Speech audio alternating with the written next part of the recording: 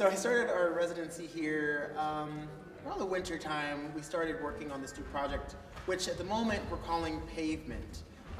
Originally, I was calling it Boyz N The Hood because it's inspired by both the John Singleton film in 1991, Boyz N The Hood, and then also the early writings of W.E.B. Du Bois' Souls of Black Folk.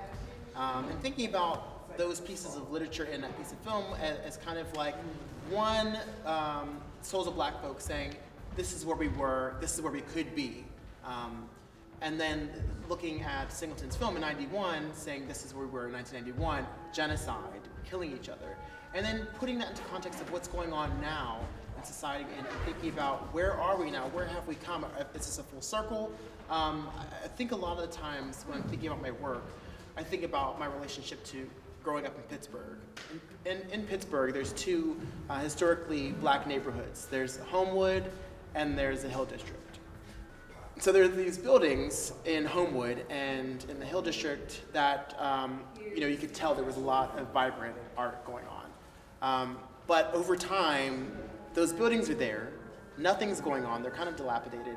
I always wonder, and especially in context of this work, what does that make you feel like when you live in those environments? Does that make you feel like leaving home?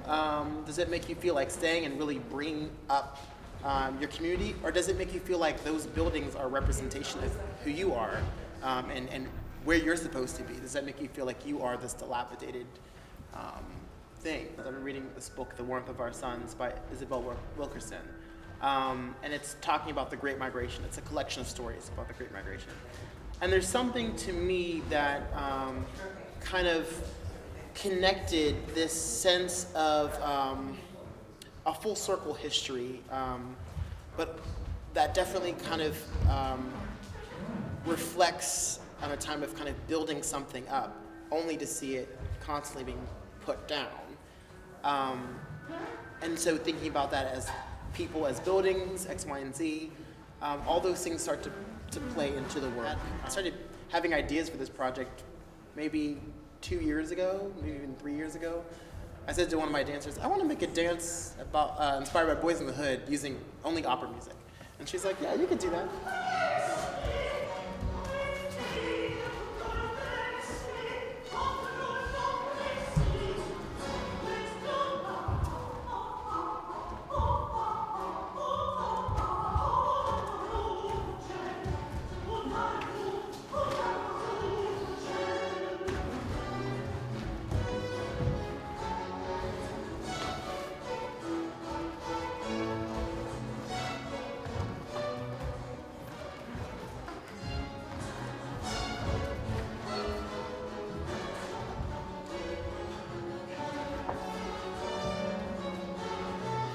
It wasn't really until I started listening to Philippe Juraski, I really loved the sound of his voice.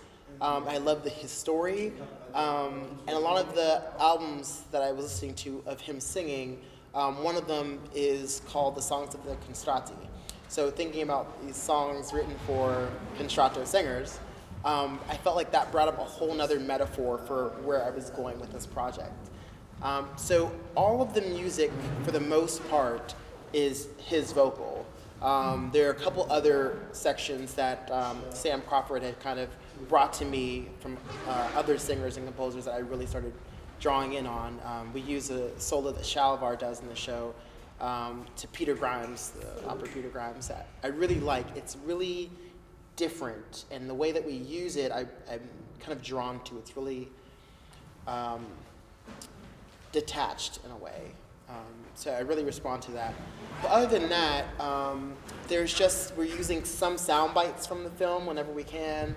The sounds of just gunshots, sometimes playing over top of the opera or over top of the text. I write text a lot.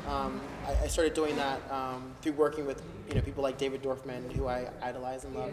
But working with David, he works a lot with text and gives me a lot of freedom to write text. So as I was kind of transitioning out of his company, I just wanted to keep that going for myself, and I apply that into this project a little bit. Some of the text here is improvisatory, as it is in some of the works I made for Ailey 2. I give them a kind of frame to play with in their text, but Ideally, it's pretty much you can change it each show. It just needs to kind of stay in its environment. But the project won't premiere until November at Harlem Stage. The first week of November, we're going to premiere the work in its entirety. It's a cast made up of 7 dancers, if you include me, which I make a couple guest appearances. The cast is made up at the moment of 1 woman and 6 men. Everyone's kind of varying in their backgrounds, dance or otherwise. But we work really well together. We'll be here working throughout the summer to really get the project to a place that by September, it's really just allowing the focus to come to our editing advisor, Alexandra Wells, our dramaturge, Charlotte Blaithright, having them come together with us to really just finesse and make sure what I want to say is being said and or heard. I think we've been really lucky because we received National Dance Project funding to support this project, as well as our funding from the Joyce Theater Foundation and from Mellon. Not even thinking about our Harlem Stage funding. So all of these things have just been really great resources for us to really dive in and take advantage of the hours that we're given here. Today is a day where we're here from 12 to 6. So we can work, we can kind of relax and joke around a little bit. And I think it's kind of putting together that quality where you're just kind of relaxed and everyone's getting along and working, that you can kind of get over a cliff and get to new places with the work and start experimenting a little bit more. And I think that's something that's really key with residencies. Having the time to actually relax and not feel the pressure to kind of make, build. Having that time really kind of allows us to experiment. From here, can we go from the head and through? To go through that way. So, this way, here, shoulders, knee.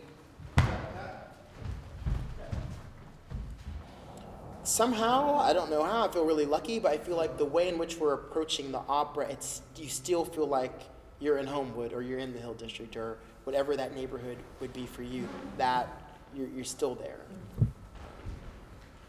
Hopefully it stays that way.